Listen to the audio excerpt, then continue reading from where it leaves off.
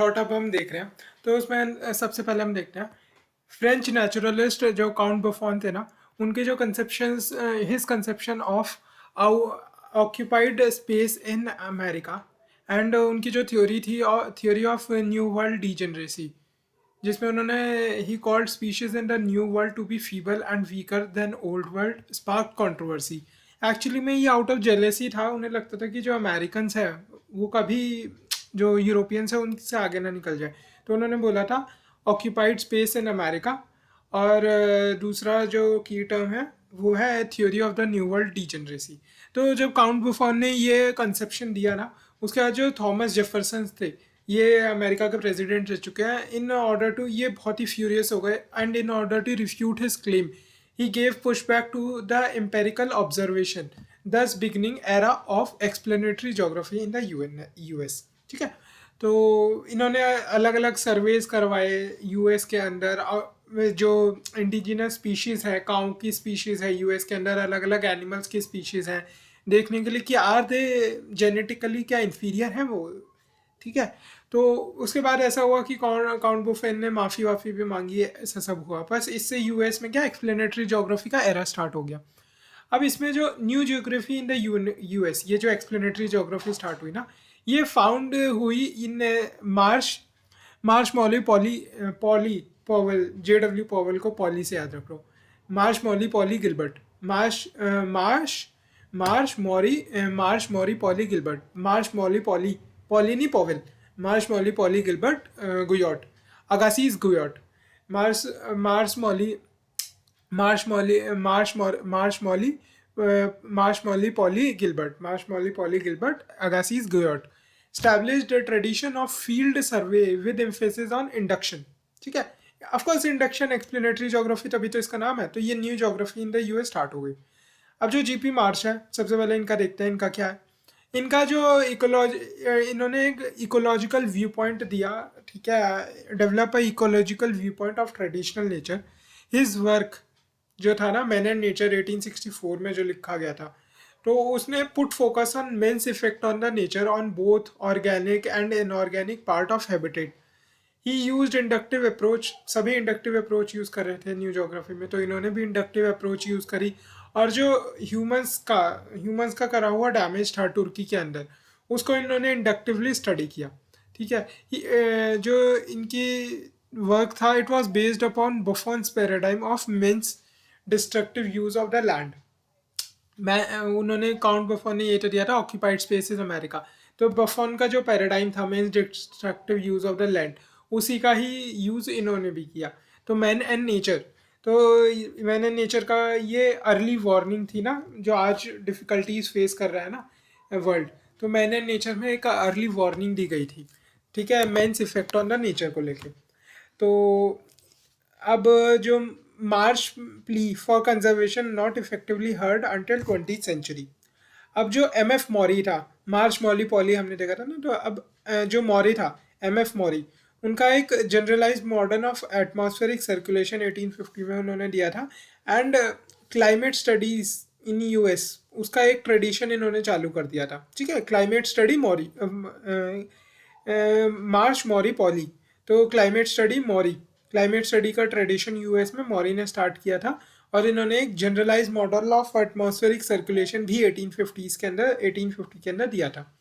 इन्होंने जो मौरी थे ना, इन्होंने नए इंस्ट्रूमेंट, साउंडिंग इंस्ट्रूमेंट डिवाइस करे ताकि ओशियन की डेप्थ को नाप सके। और इन्होंने पहला मैप नॉर्थ अटलांटिका का पहला मैप भी दिया था। अब अगला है JW पोवेल।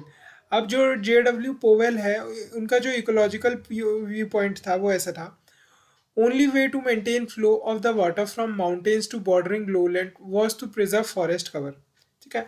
तो ये वाली लाइन, JW पोवेल की ये वाली लाइन ना, इन्होंने माउंटेन से जो अपना रिवर के फ्लो को मेंटेन करने की बात भी करी, और इन्होंने रिवर के बेस लेवल की भी बात करी। ठीक है। फ्लो को मेंटेन करने की भी, माउंटेन से रिवर के फ्लो को कैसे मेंटेन होगा, बेस लेवल पे। ठीक है।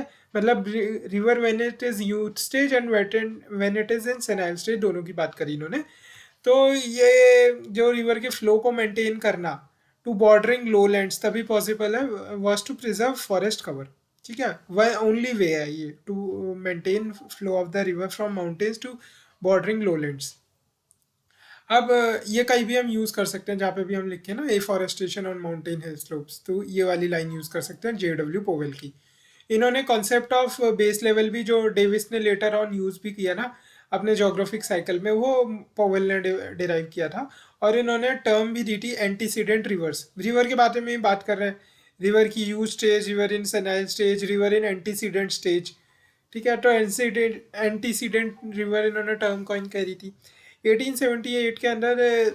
विद GK गिलबर्ट इन्होंने दिया था कॉन्सेप्ट ऑफ द ग्रेड दिया था, दैट इज इक्विलिब्रियम बिटवीन जो स्लोप है, वॉल्यूम है वाटर की, और वेलोसिटी है एंड लोड, इनके बीच में जो इक्विलिब्रियम होता है ना, grade of the river, graded profile of the river, उसका कॉन्सेप्ट दिया था GK गिलबर्ट के साथ मिलके। अब अगला है आर्नोल्ड गेयर्ट। ये वैसे तो यूरोपियन जोग्राफर हैं, ठीक है, पर इनका contribution new geography in US में बहुत रहा है। तो he was the professor at Princeton and ardent supporter of the Ritterian teleology. He remained unshaken by the philosophical revolution, जो चार्ल्स डार्विन के बाद हुई थी ना। बट आफ्टर 1980, जब वो रिटायर हो गए आफ्टर 1980 ना, तो Darwin paradigm became ruling paradigm in US। और जो पूरी लाइफ आर्नोल्ड आर्नोल्ड गुयोट ने पढ़ाया ना, रिटेरियन ट्रेडिशन, वो उसके बाद बिल्कुल ही एब्सोल्यूट हो गया और डेविस ट्रेडिशन आ गया। ठीक है, जैसे रिटेरियन ट्रेडिशन क्या कहता था, इट बिलीव्ड इन टीलियोलॉजिकल, कि what ever the feature is, it is that for a reason. ठीक है, इसका और डेविस का पैराडाइम ये कहता था कि वो it is out of evolution बना है। 1880 marked the beginning of the professionalism in geography in US, leading to the development of academic geography. तो डेविस पायोनियर्ड प्रोफेशनलिज्म इन US जोग्राफी। अब देखो ये जो फेज था ना, जब US में प्रोफेशनलिज्म इन जोग्राफी आ रही थी, तो दो तीन जोग्राफर्स उसमें बड़े फेमस हैं, उनमें से दो ये है, एक है WM जेविस डेविस, और दूसरा है मार्क जेफरसन। इन दोनों के नाम, मार्क जेफरसन का नाम तो हमने सुना है प्राइमेट सिटी कॉन्सेप्ट के लिए, तो और WM डेविस का हमने जोग्राफिक साइकिल के लिए, इसीलिए ये दोनों ही देख लेते हैं। तो WM डेविस के बारे में वैसे तो हमने पढ़ ही रखा है जियोमॉर्फोलॉजी में, पर यहाँ देख लेते हैं थोड़ा सा। हिज एफर्ट इनके डेविस के एफर्ट के कारण ही ज्योग्राफी जो एक इंडिपेंडेंट डिसिप्लिन की तरह स्टेब्लिश हुई। ठीक है, और इंडिपेंडेंट डिपार्टमेंट सेटअप हुए बहुत सारी अमेरिकन यूनिवर्सिटीज़ में ज्योग्राफी के। पहले ये जियोलॉजी के साथ ही कंबाइंड पढ़ा दी जाती थी, अब इसके इंडिपेंडेंट डिपार्टमेंट सेटअप हुए। He was also foundation of जो एसोसिएशन ऑफ अमेरिकन जोग्राफी है ना, geographer association of American geographer, 1904 में ये इस्टेब्लिश हुई as to become a professional field. अगर जोग्राफी को बनना है तो एक प्रोफेशनल सोसाइटी का होना बहुत ज़रूरी है, जिसमें सब जोग्राफर्स अपने आइडियाज़ को शेयर कर रहे हो। ठीक है, जो WM डेविस फोकस करते थे ऑर्डरलीनेस पे, ठीक है, इवोल्यूशन पे, due to his effort geomorphology, effort के कारण तो ज्योग्राफी इंडिपेंडेंट डिसिप्लिन बनी। इनके इफेक्ट के कारण जो जियोमॉर्फोलॉजी है ना, वो स्टडी ऑफ द लैंडफॉर्म्स की बजाय वो study of origin of the landforms बन के रह गई। ठीक है, तो जैसे अपना रिच ऑफन कहते हैं ना कि geography is what geographers have made it to be, और स्कॉफर कहते हैं कि नहीं, रिच ऑफन स्कॉफर डिबेट चलता है ना, तो स्कॉफर कहते हैं, स्कॉफर का एक नॉर्मेटिव व्यू है व्हाट ज्योग्राफी शुड बी। तो ऐसे ही जियोमॉर्फोलॉजी क्या बन गई, जो उन्हें WM डेविस ने बना दिया। हिज जियोमॉर्फोलॉजी वाज डिडक्टिव थी, टाइम ओरिएंटेड थी। देखो डिडक्टिव, जो न्यू ज्योग्राफी पहले थी एक्सप्लोरेटरी ज्योग्राफी, वो इंडक्टिव अप्रोच पे थी, तो इनकी ज्योग्राफी डिडक्टिव अप्रोच पे थी। डिडक्टिव हाइपोथेटिकल अप्रोच, जो डार्विन के बाद डिडक्टिव हाइपोथेटिकल अप्रोच बहुत फेमस हो गई थी ना, तो डेविस की ज्योग्राफी भी डिडक्टिव थी, जियोमॉर्फोलॉजी टाइम ओरिएंटेड थी। ठीक है, मतलब स्टेज की बात, स्ट्रक्चर प्रोसेस और स्टेज की बात करते हैं ना डेविस। तो mechanistic notion of causation and uniformitarianism, इन सब पे बेस्ड है। इनके रिलेशन कहते थे और जोग्राफर्स के साथ। जो WM डेविस का ऑन्टोग्राफी का कॉन्सेप्ट था ना, कि ज्योग्राफी दो चीज़ से मिलके बनी है, ठीक है, एक तो inorganic environment and organic response, दो चीज़ ज्योग्राफी स्टडी करती है, inorganic environment and to this environment the organic response. तो ऑन्टोग्राफी क्या है? Organic half of the geography. इस concept of ontography seems to have acquired from Ritter. ठीक है, तो रिटर और डेविस के बीच में ऑन्टोग्राफी ये आ गई, रिटर और डेविस के बीच में ऑन्टोग्राफी का लिंक है। According to which geography is concern with, ये हमने देख लिया। जो पोवेल और गिलबर्ट है, इसने बेस लेवल कॉन्सेप्ट और ग्रेडेड प्रोफाइल का कंसेप्ट जो है वो यूज़ करा, इनका जो दिया हुआ था। जो हेटनर है, उन्होंने डेविस के मॉडल, देखो हेटनर क्या है, रीजनल जोग्राफर है, ठीक है, तो वो लॉ मेकिंग पे ज़्यादा बिलीव नहीं करते। तो उन्होंने क्रिटिसाइज किया Davisian model as arbitrary, neglected other local factors like structure, lithology. जब डेविस की क्रिटिसिज्म लिखनी होगी तो हेटनर के बारे में लिख सकते हो, ठीक है। तो उन्होंने कहा कि अदर फैक्टर्स को इग्नोर करा, ये only applicable to humid areas in Europe and Germany, and the process varies in other climate. Reject किया generalized system that was deductively applied on limited explanatory basis, ठीक है, रिजेक्ट किया generalise system. अब चोरले ने 1962 में जो डेविसियन का मॉडल था ना लैंडस्केप डेवलपमेंट का, उन्होंने with in framework of general system theory उसे स्टडी किया। उन्होंने बोला कि ये जो अपना डेविस का मॉडल है ना, it is similar to a closed system, जिसमें कि जो क्लोज सिस्टम है वो एक इंक्रीजिंग एंट्रोपी की स्टेट की तरफ जाता जा रहा है, और जो उसकी एंड स्टेज होगी ना, सेनाइल स्टेज, उसमें वो स्टेज ऑफ हाईएस्ट एंट्रोपी है, ठीक है, दैट इज मैक्सिमम डिस्टर्बेंस वाली स्टेज है। जो चॉर्ले ने इसको जनरल सिस्टम थ्योरी के तर्ज पे इसको स्टडी किया। अब डगलस मार्बट, उन्होंने डगलस मार्बट ने सॉइल पीडोलॉजी पे बहुत काम किया, पीडोलॉजिस्ट है। He applied Davis paradigm in soil study and classified soil को ना यंग और मेच्योर के में क्लासीफाई किया। अब हम मार्क जेफरसन देखते हैं, ठीक है। हमने देख लिया ऑर्डरलीनेस इवोल्यूशन फाउंडेशन करी है इसकी, हमने deductive time oriented causation uniformitarianism concept of ontography base level graded river, Hettner ने क्रिटिसाइज किया, चॉर्ले ने जनरल सिस्टम थ्योरी लगाई, डगलस ने इनको जो सिस्टम है वो डेविस पैराडाइम को सॉइल स्टडीज में लगाया। अब अगला देखते हैं हम Mark Jefferson. According to him there is art of, according to him Mark Jefferson के according there is a art of geography and then there is a science of geography, ठीक है। तो पूरी स्टेटमेंट देखते हैं। According to him there is art of geography, delineation of earth features and inhabitants on map, cartography जिसे कहते हैं, and a science of geography which contemplates fixed delineated and seeks out form taken by each distribution and its relationship to the other, ठीक है। ये मतलब science of geography में क्या करेंगे, जो facts contemplate the fact delineated and seek out form taken from each distribution and its relationship to other.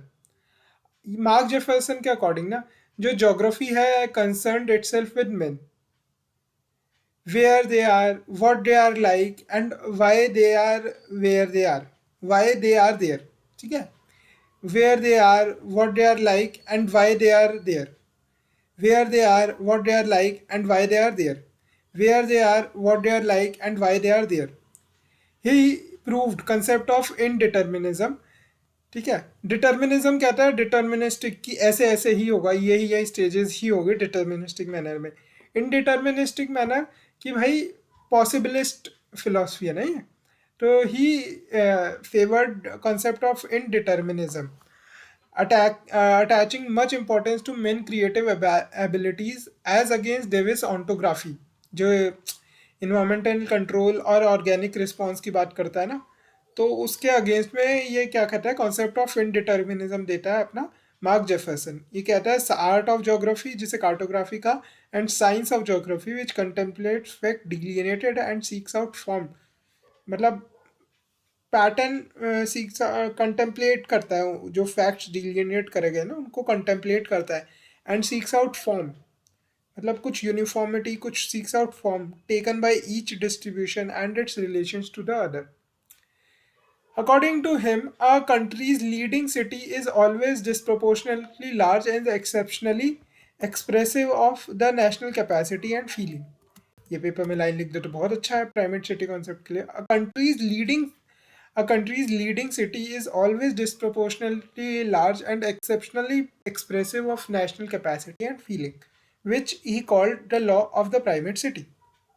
ठीक है, तो हमने देख लिया डेविस जेफरसन, देख लिया हमने प्रोफेशनलिज्म इन ज्योग्राफी, देख लिया न्यू ज्योग्राफी की स्टार्टिंग हमने देख ली।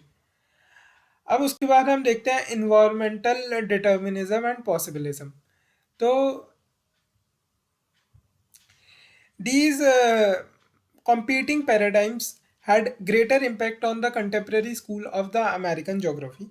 जो डेविस थे वो एक डिटर्मिनिस्टिक थे, वाइल जो ईसैया बोमैन थे, जो इसिया बोमैन, हमें यहाँ पे तीन उसके पढ़ने थे ना, तीन नाम पढ़ने थे। तो एक तो डेविस, एक मार्क जेफरसन और एक ईसैया बोमैन का भी पढ़ना था, जो हमने देखा नहीं because it is not very important. ठीक है, तो डेविस तो डिटर्मिनिस्ट है, ईसैया वुमेन पॉसिबिलिज्म वाले थे, और जो मार्क जेफरसन फेवर इन डिटर्मिनिज्म। ठीक है, इन डिटर्मिनिज्म का बिल्कुल अपोजिट इन डिटर्मिनिज्म, मतलब एक्सट्रीम फॉर्म ऑफ पॉसिबिलिज्म की जो बात करें ना, तो वो इन डिटर्मिनिज्म है, तो वो मार्क जेफरसन थे। तो तीन बंदे इंपॉर्टेंट थे प्रोफेशनलिज्म इन ज्योग्राफी में, और तीनों ही अलग मिजाज के थे, एक डिटर्मिनिस्ट, एक पॉसिबिलिस्ट, एक समवेयर इन द मिडल। ठीक है, डिटर्मिनिस्ट एक, इनडिटर्मिनिस्ट एक, पॉसिबिलिस्ट। तो अब देखते हैं एल्सवर्थ हंटिंगटन, देखते हैं फोररनर ऑफ द डिटर्मिनिस्टिक कॉन्सेप्ट। ठीक है, जो डेविस ट्रेडिशन में दिया गया था ना, उसका फोररनर था ये। He stressed importance of the climatic determinism identical to Montesquieu in the pulse of Asia. The pulse of Asia उसकी किताब थी 1907 में जो लिखी थी, उसके 1907 का दुगना 1914 होता है, पर यहाँ 1915 में सिविलाइजेशन एंड क्लाइमेट लिखी थी। The pulse of Asia, civilisation and climate. The pulse of Asia में वो बात करते हैं migration of the nomads from the central Asia due to drying of the pastures. तो जो मंगोल कॉन्क्वेस्ट था इंडिया का, चाइना का एंड ईस्टर्न यूरोप का इन 13th सेंचुरी, वो because of the climate determinism ही था। ठीक है, in climate in civilisation and climate 1950 वो कहते हैं कि man civilization could only develop in regions of stimulating climate and monotonous heat of tropics forbid it. ठीक है, तो सिविलाइजेशन ऑफ क्लाइमेट कहते हैं man civilization could only develop in regions of stimulating climate, in regions of stimulating climate and monotonous heat, जो है वो forbid of tropics forbid it. तो through his books, though his books were very popular, but जो contemporary American geography थी ना, वो fast moving away from the environmental determinism, because वहाँ पे इंडस्ट्रियलिज्म बढ़ रहा था अमेरिका के अंदर। ठीक है, तो जो सेल्फ वर्थ थी वो बढ़ रही थी, और तो कॉन्फिडेंस बढ़ रहा था, तो fast moving away from environmental determinism, hence his policies and methodologies was rather limited। फिर अगला है Ellen Churchill Semple, one of the most important protagonist of the determinism paradigm. Ellen Churchill Semple थे, determinism paradigm बहुत ही important नाम attach होता है इनके साथ। But she still respect human endeavour and enterprises. ठीक है, जैसे कि उन्होंने कहा है कि Anglo Saxons of the Kentucky mountain USA had persisted cultural characteristic despite change in the environment। इसने शी कॉल दीज inextinguishable जो एक्सीलेंस बोला है। She had studied with Ratzel, and Ratzel ने दो किताबें लिखी ना, एंथ्रोपोजियोग्राफी 1 एंड 2, 1882 में लिखी थी एंथ्रोपोजियोग्राफी 1, जिसमें वो डिटर्मिनिज्म की बात करते हैं। तो उससे ये बहुत प्रभावित थी, and carried forward his ideas to the US. In her book influence of the geographic environment 1911, देखो 7 से 4 साल बाद 1911 आया, तो influence of the geographic environment आया, और उसके 4 साल बाद सिविलाइजेशन एंड क्लाइमेट आया। तो the pulse of Asia, influence of geographic environment, civilization and climate. She pointed out meant to be a product of the earth's surface, a child of the earth, dust of her dust, a product of the earth's surface, a child of the earth, dust of a dust, a product of the earth's surface, a child of the earth, dust of a dust, a product of the earth's surface, a child of the earth, dust of a dust, a product of the earth's surface, a child of the earth, dust of a dust, a product of the earth's surface, a child of the earth, dust of a dust, which had entered into his bones and tissues, into his mind and soul. By the beginning of the 1920s, many young geographers began questioning content and methods of geography built around the theme of man-environment relationship. ठीक है, मतलब लोग पक गए यार 1920s तक आते आते ना कि भाई ये क्या मैन इन्वायरमेंट रिलेशनशिप ही चले जा रहा है। तो मैन इन्वायरमेंट रिलेशनशिप में भी क्योंकि इन्वायरमेंट भारी थी, डिटर्मिनिस्टिक ट्रेडिशन चले जा रहा था, तो young generation became questioning content and methods of geography. अब जो कार्लोस और थे, university of California Berkeley, Berkeley school का कहते हैं ना कार्लोस और को, तो ये पॉसिबलिस्ट मूवमेंट के एक्टिविस्ट थे यूएसए में during interwar period. In his essay the morphology of the landscape, cultural landscape की बात करते हैं ना, तो the morphology of the landscape 1925 से अपने ऐसे में he was critical of the geography built around the concept of man environment relationship, क्योंकि वही डिटर्मिनिज्म उसमें चलता था मैन इन्वायरमेंट रिलेशनशिप में। According to him, human geographer must make cultural process the base of his thinking. भाई man environment relationship पे बात ध्यान दो, कल्चर पे ध्यान दो, because one culture uses the same resources in another way. ठीक है, तो जैसे सीक्वेंट ऑक्यूपेंस भी तो यही कहता है, as the culture changes reevaluation of the resources होता है। डरविन ट्विटलसी का था ना, विटलसी का जो सीक्वेंट वो था, डरविन ट्विटलसी का सीक्वेंट ऑक्यूपेंस कॉन्सेप्ट भी तो यही कहता है। तो according to him, human geographer must make cultural processes the base of his thinking and observation. ये मैन इन्वायरमेंट रिलेशनशिप के कॉन्सेप्ट को छोड़ दो, ये पुराना हो गया अब। He proposed alternative method of geography in line with the ideas of Humboldt and Ritter. Men, in accordance with his culture, perform works on the physical and biotic features of his natural surrounding and transform them into cultural landscape. Hence, men is the latest agent है in fashioning of the landscape. ऐसा ही कुछ autos clutter भी तो कहते हैं। Autos clutter कहते हैं एक नेचुरल लैंडशाफ्ट है, उसको कल्चर लैंडशाफ्ट में कन्वर्ट कर देता है मैन। ठीक है, नेचुरल लैंडशाफ्ट को कल्चरल लैंडशाफ्ट में कन्वर्ट कर देता है मैन।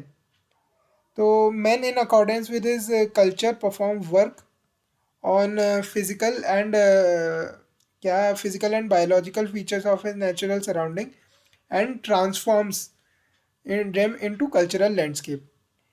ही एडवोकेटेड इंडक्टिव मेथडोलॉजी। देखो डार्विन की वैसे deductive methodology, deductive hypothetical methodology चलती आ रही थी, बट अब ये फिर से जो हमारी एक्सप्लेनेटरी ज्योग्राफी में इंडक्टिव मेथडोलॉजी यूज़ कर रहे थे ना, कार्लोस और ने भी बोला कि भाई इंडक्टिव मेथडोलॉजी यूज़ करेंगे हम तो। ठीक है, तो इंडक्टिव मेथडोलॉजी में क्या, तो rather than going to into a field with a set of priori principle, first observe fact then drew conclusion। because देखो, जो मैन इन्वायरमेंट रिलेशनशिप जब स्टडी कर रहे थे, ऐसा हमें लगता है कि इन्वायरमेंट बहुत ही ऐसे डिटर्मिनिस्टिक वे में करती है काम, बट इज दिस करेक्ट कि क्या वो इतनी डिटर्मिनिस्टिक वे में फंक्शन कर रही है? ठीक है, तो इन्होंने बोला कि हमें प्रायरी प्रिंसिपल्स के साथ फील्ड में जाने की ज़रूरत नहीं है, first observe fact and drew conclusions. तो जो स्क्लटर है, जो Sauer influence by Otto Schluter concept of cultural landschaft. Derwent Whittlesey का जो कॉन्सेप्ट है ना सीक्वेंट ऑक्यूपेंस, उसमें वो कहते हैं कि, तो ये जो concept of the sequent occupance है, इसमें वो कहते हैं geography as a succession of the stages of human occupance. Geography जो है ना किसी भी एरिया की, geography as a succession of stages of human occupance. Succession है of stages of human occupance, मतलब it's not just about the space, it's about the succession. Geography as a succession of stages of human occupants, which establishes the genetic of each stage in terms of its predecessor। किसी भी stage पे each stage का जो genetics है ना, in terms of in its establish होता है, जो किसी भी स्टेज का जेनेटिक्स उसके जो प्रेडिसेसर है ना उनके बेसिस पे। तो geography as a succession of stages of human occupance which establishes the genetics of each stage in terms of its predecessor. It represents distinctive form of pragmatic possibilism. It recognizes any change ये एक pragmatic possibilism है, determinism तो कहीं कहीं तक भी नहीं है। ठीक है, डिटर्मिनिज्म तो कार्लोस और ने ही ख़त्म कर दिया था, कल्चरल डिटर्मिनिज्म चालू कर दिया था उन्होंने, तो इन्वायरमेंटल डिटर्मिनिज्म को हटा के। ठीक है, तो ये क्या है, प्रेगमेटिक पॉसिबिलिज्म है, distinctive form of pragmatic possibilism. ये रिकॉग्नाइज करता है कि कोई भी चेंज अगर जनरेटिवी मतलब way of living of a region में होता है, तो inevitability lead to reappraisal of the significance of resource base, and each culture uses a region in its own ways. ठीक है, any change in the generative view of a region uh, inevitably lead to reappraisal of the significance of the resource base, and each culture uses a region in its own ways. देखो इसको connect कैसे कर सकते हैं हम उससे, Rostow's theory, stages of economic growth. उसमें वो कहते हैं जो एक है टेक ऑफ की स्टेज है, ठीक है, उसमें वो कहते हैं कि भाई जो कॉलोनियल पावर आके कब्जा करती है और उसके बाद टेक ऑफ हो जाता है इकोनॉमी का। ठीक है, तो कॉलोनियल पावर के कब्जा करने के बाद change in the generative view हुआ, ठीक है, of a region that inevitably lead to reappraisal of the significance of the resource base, और each culture uses the region in its own ways. ठीक है, तो ऐसे डरविन विटल्सी के सीक्वेंट ऑक्यूपेंस को हम कनेक्ट कर सकते हैं अपने स्टेजेस ऑफ इकोनॉमिक ग्रोथ से, रॉस्टोज की जो थी ना। तो ये और भी जैसे हम IEC information education communication training skill upgradation की बात करते हैं, बिकॉज इससे ना चेंज इन जनरेटिव ही हो जाएगा और उससे इकोनॉमिक डेवलपमेंट बहुत करनी आसान हो जाएगी। ठीक है, क्योंकि रिप्रेजल ऑफ द रिसोर्स बेस होगा। हम रूरल उसकी बात करते हैं, एंटरप्रेन्योरशिप की बात करते हैं ना, तो ये सब उसी से है। तो it stresses the stages in the development of the region, not through studies of local differentiation as a result of long continued and largely undisturbed interplay of man and nature over the centuries. It stresses जो किसी भी region की development में stages है ना, वो not through studies of local differentiation as a result of long continued largely undisturbed interplay of man and nature over the centuries, नहीं, man environment relationship बहुत ही लंबे समय तक और लार्जली अनडिस्टर्ब्ड तरीके से चला आ रहा हो, जिसके कारण स्टेजेस इन डेवलपमेंट स्टेजेस किसी एरिया में दिखी हो, नहीं। ठीक है, ऐसा नहीं होता, जैसे कि विडाल के पेज में ये कहने की कोशिश करी गई है।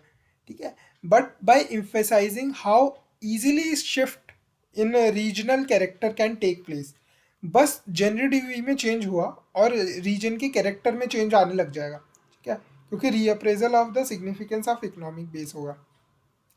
अब देखते हैं delimitation of the region and regional geography में।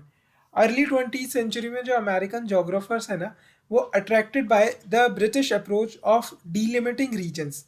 Regional delimitation however started long back.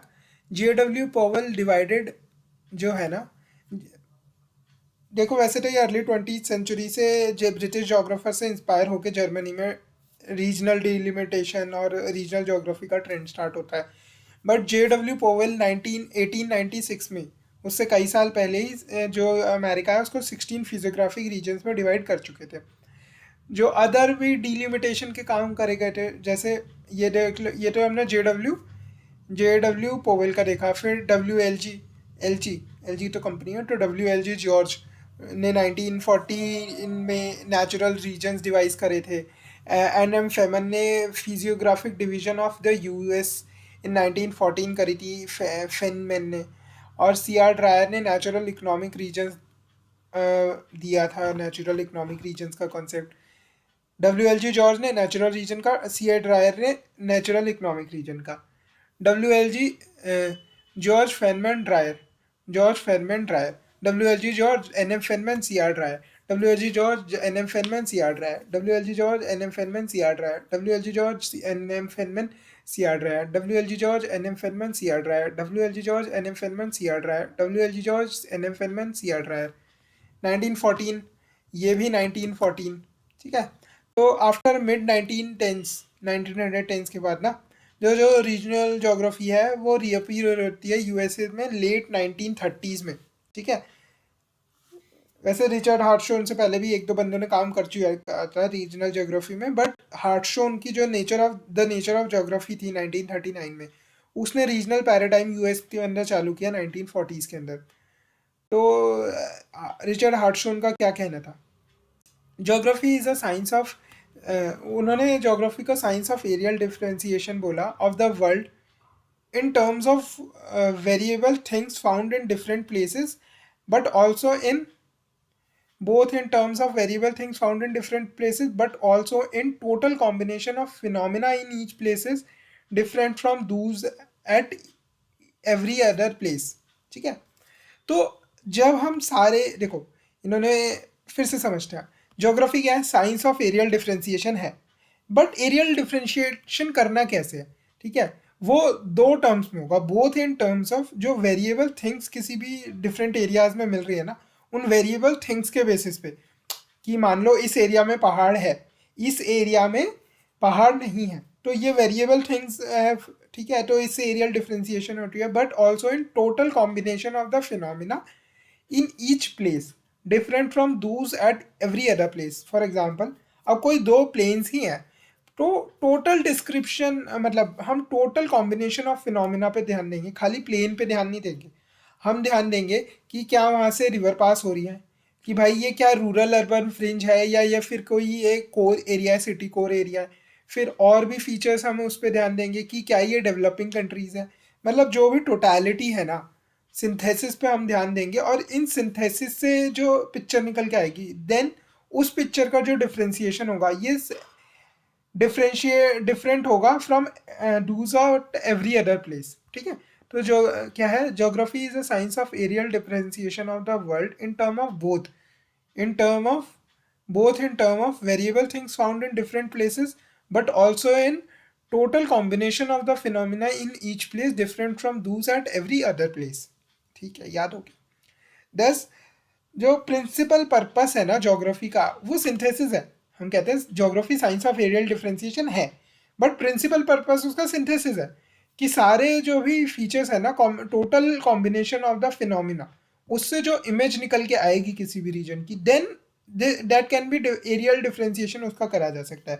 ठीक है, but principle purpose of geography is synthesis, that is integration of the relevant characteristics to provide a total description of a region. Total description की बात हो रही है किसी भी रीजन के, that is identified by the combination of those features. तो इनकी बड़ी एक फेमस सी लाइन है, geography provide the accurate, road कहते हैं rational orderly accurate description, ROAD। तो ये बिल्कुल ROA बिल्कुल उल्टा हो जाता है।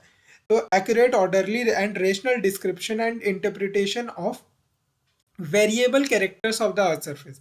देखो, एरियल डिफरेंशिएशन करना है, तो डिस्क्रिप्शन और इंटरप्रिटेशन करना पड़ेगा वेरिएबल कैरेक्टर्स है ना जो अर्थ सरफेस का, ताकि एरियल डिफरेंशिएशन कर सके। तो ये वर्ड नहीं भूलना, variable character of earth surface नहीं भूलना। तो geography must integrate phenomena studied by other sciences into a complex areal combination by causal relationship. ठीक है, तो geography as an integrating science भी है, तो integrate phenomena studied by other sciences into a complex areal combination, ताकि totality of a region बाहर निकल के आए, ताकि सिंथेसिस कर सके। ठीक है, तो integrate phenomena studied by other sciences into a complex regional combination by causal interrelations. तो हार्टशोन कोफर का जो डिबेट है वो देख लेते हैं अब हम। तो एफ के स्कॉफर ने 1953 किया। एफ के स्कॉफर पूरा नाम लिखोगे तो बढ़िया लगेगा, एफ के स्कॉफर, जैसे इसका रिचर्ड हार्टशोन लिखते हैं ना, उसका एफ के स्कॉफर लिखो, कोई चाचा का लड़का थोड़ी है। तो इनका पेपर था exceptionalism in geography a methodological examination. जो पेपर था in Annals in association of American geographers, उनकी ये मैगजीन्स थी एनल्स, उसमें ये पेपर था एक्सेप्शनलिज्म इन ज्योग्राफी और methodological examination. Criticize exceptionalism claims of proponents of regional geography and said geography should adopt scientific positivism। Bro, क्यों adopt नहीं करते हो scientific positivism? All sciences study unique features and elements, but sciences help find commonalities to generalize and make laws। Geography कोई exceptional तो है नहीं, तो आप ही अडॉप्ट करो भाई scientific positivism. Geography is a science of spatial arrangement that seek pattern laws, unlike other social sciences that seek process laws. Other social sciences जो है प्रोसेस लॉ सीख करती हैं, but geography is a special arrangement science of special arrangement that seek pattern loss. Laws in geography is more are morphological, that is difficult to make. Thus, suggest geographers should import process laws from other social sciences and make it part of the geographical studies. देखो, हम मान गए कि जो geography है वो science of special arrangement है जो पैटर्न लॉ सीख कर रही है, ठीक है. लॉज जो ज्योग्राफी में है वो मॉर्फोलॉजिकल नेचर के हैं, तो इसीलिए तो जो डिफिकल्ट है बनाने, इसीलिए तो कह रहे हैं कि भाई इंपोर्ट कर लो भाई process laws other social sciences से, बट आप साइंटिफिक पॉजिटिविज्म तो अडॉप्ट करो. आप ऐसे तो मत करो, एक्सेप्शनलिज्म क्लेम तो मत करो, ठीक है, क्योंकि हर साइंस ही कुछ ना कुछ यूनिक स्टडी कर ही रही है, स्टडी यूनिक फीचर्स, और बट वो कॉमनैलिटीज फाइंड करने में मदद कर रही होती है. हार्टशोन का रिप्लाई था, points out difficulties in establishing laws, जो थ्रू जियोग्राफिकल इन्वेस्टिगेशन, उसमें उनका कहना था कि जो साइंटिफिक लॉज है ना वो लार्ज नंबर ऑफ केसेस हमारे पास होने चाहिए जिनको हम कॉमनैलिटीज़ फाइंड करें, बट जोग्राफर्स जो है वो complex integration in a unique place को स्टडी कर रहे हैं. वो ऐसे 50 माउंटेन्स को नहीं पढ़ते, वो एक माउंटेन्स में complex integration in unique place पढ़ रहे हैं. जो सेकंड है कि scientific laws can be best established in lab experiments which allows a few important variables to vary, but such work is impossible in geography. जो interpretation require skills, ठीक है, systematic sciences में, बट जोग्राफर्स के पास वो वाली skills तो है ही नहीं. Systematic laws suggest some kind of determinism, but देखो तो geography is all about possibilism, ठीक है, इनडिटर्मिनिज्म, पॉसिबिलिज्म, इसके बारे में जोग्राफी है. तो हाउ कुड, मतलब लॉज, क्योंकि लॉज तो डिटर्मिनिस्टिक होते हैं ना, लॉज के लिए इंटरप्रिटेशनल स्किल चाहिए लॉज फाइंड आउट करने के लिए, जो जोग्राफर्स के पास है नहीं. स्कॉफर का एक नॉर्मेटिव व्यू था कि what geography should be rather than जो ज्योग्राफी अभी है. हार्टशोन का कहना था, पॉजिटिव व्यू था हार्टशोन का ना ज्योग्राफी की तरफ. उनका कहना था ये पॉजिटिविस्ट नहीं है, ये पॉजिटिव है, तो पॉजिटिव व्यू था ज्योग्राफी की तरफ. उनका कहना था geography is what geographers have made it, ठीक है. तो हार्टशोन upheld a Hetnerian tradition of geography as chorological science and the search of for laws is irrelevant in geography, उनका कहना था. अब 1950s तक क्या होना, specially in US, disillusionment with imperialistic philosophy of regional paradigm have developed, that is followed by gradual dominance of the topical specialism, ठीक है. Regional paradigm के साथ 1950s तक डिसइल्यूजनमेंट होने लगी और ग्रेजुअल डोमिनेंस होने लगा टॉपिकल, मतलब जो स्पेशल साइंस है ना, सिस्टमैटिक ज्योग्राफी, उसके में टॉपिकल स्पेशलिज्म का राइज होने लगा, ultimately leading to the acceptance of new paradigm. जो स्कॉफर, उलमैन, एकरमैन, ये 3 नाम याद रखने हैं पेपर के लिए. स्कॉफर, उलमैन, एकरमैन जो थे वो इस जो नया पैराडाइम थे ना उसके प्रिकर्सर्स थे of scientific geography in US. However, most of the methodological changes in systematic studies in geography during 1950s वो occur at Iowa, Wisconsin, Washington. ये 3 तो स्कॉफर, एकरमैन और उलमैन, स्कॉफर, उलमैन, एकरमैन, ये तो प्रीकर्सर्स थे. जो मेन मेथोडोलॉजिकल चेंजेस आए ना सिस्टमैटिक स्टडी में ज्योग्राफी की, वो 1956 में इन 3 यूनिवर्सिटीज़ में आए, आयोवा, विस्कॉन्सिन, वाशिंगटन में, ठीक है. अब ये थोड़ा सा पढ़ लेते हैं फिर ये ख़त्म हो जाएगा टॉपिक. अब जो ये आयोवा थे ना, वहाँ पे हेरोल्ड एमसी कार्टी, आयोवा में हेरोल्ड एमसी कार्टी, हर आयोवा में हेरोल्ड एमसी कार्टी थे, contributed to the methodological aspect scientific geography के ना. He attempted to give morphological laws को एक डेफिनेट थियोरेटिकल शेप, ठीक है. contributed to methodological aspect of scientific geography. He attempted to give morphological laws a definite theoretical shape. This provided explanation of cause of observed locational pattern and their contribution and their association. University of Wisconsin medicine में जो थी university of Wisconsin. Iowa में हमने Harold MC Carti की बात कर ली, अब Wisconsin की बात करते हैं। इसमें जो अर्ली पायनियर थे जैसे जॉन वीवर हो गया, used multiple correlation and regression to identify climate variables।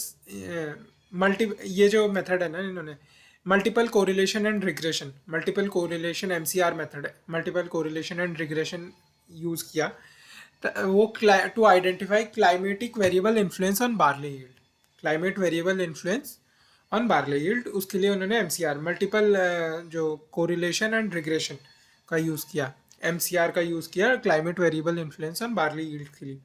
फिर John Weaver A H Robinson उन्होंने attempted to develop statistical method of map comparison, statistical method of map comparison. Robinson ने statistical map comparison करना है, हमें कैसे करना है, statistically करना है, तो statistical method of map comparison fair in he represent areal data by joint he represent aerial data by point and used correlation method and comparison of Isarithm's map, ठीक है, wherein he represent aerial data by points, ठीक है।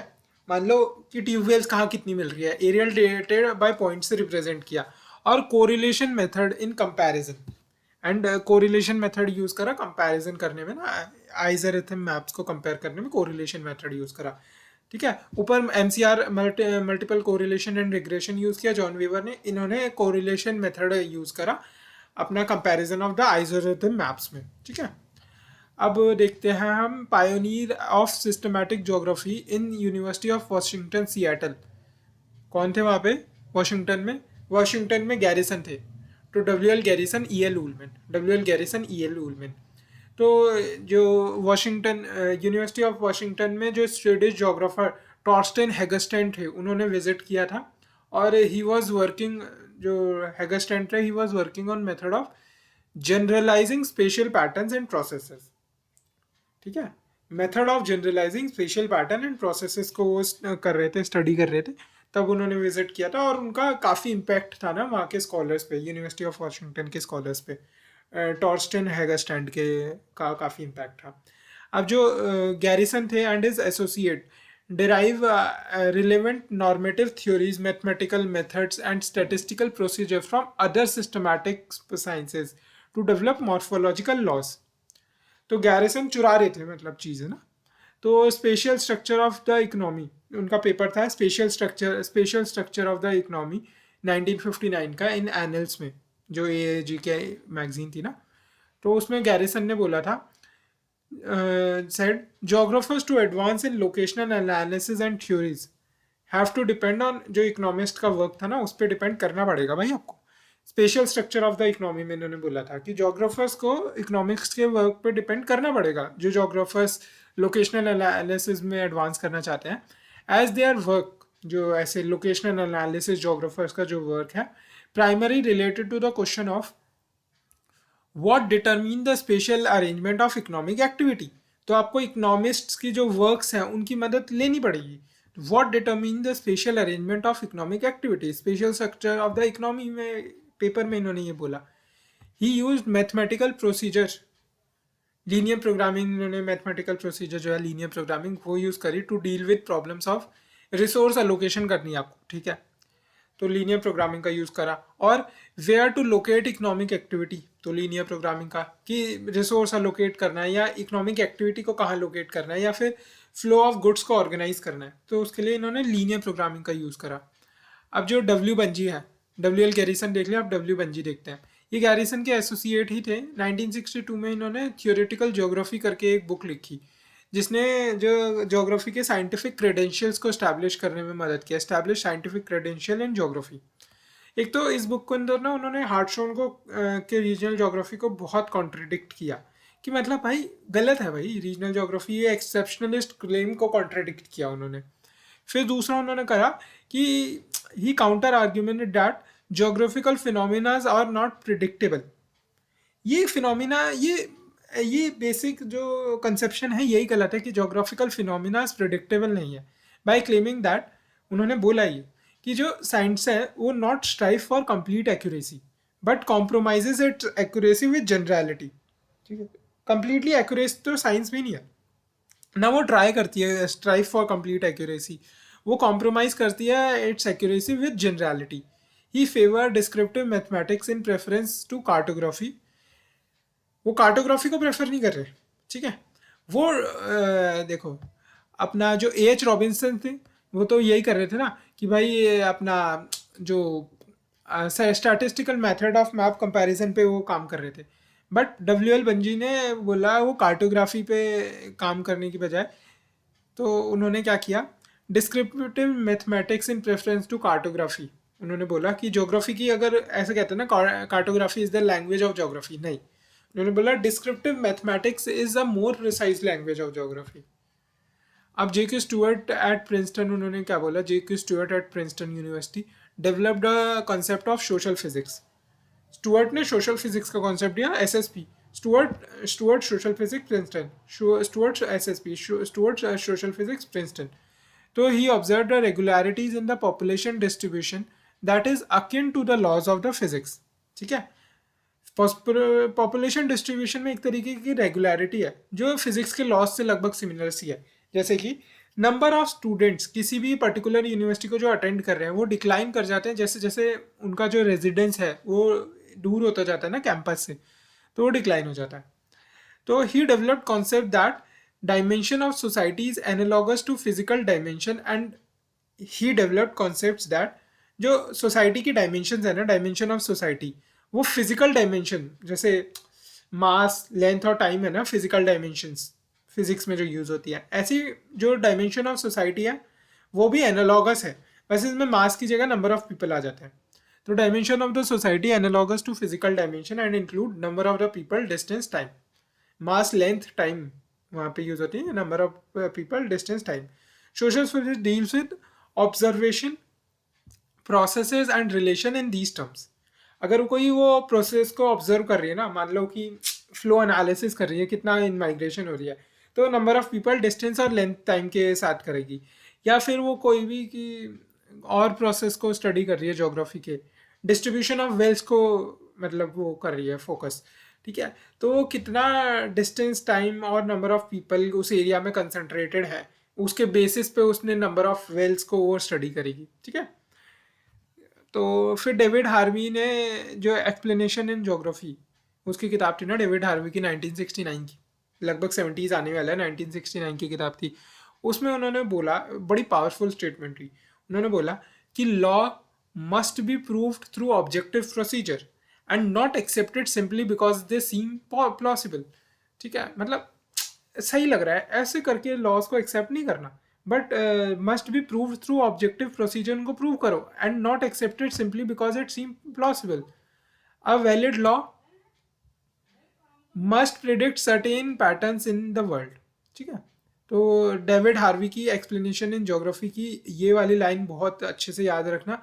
जब भी आपको contradict करना होगा ना क्वांटिटेटिव रिवॉल्यूशन को, आप ये एक्सप्लेनेशन इन ज्योग्राफी किताब को कोट कर सकते हो। ठीक है।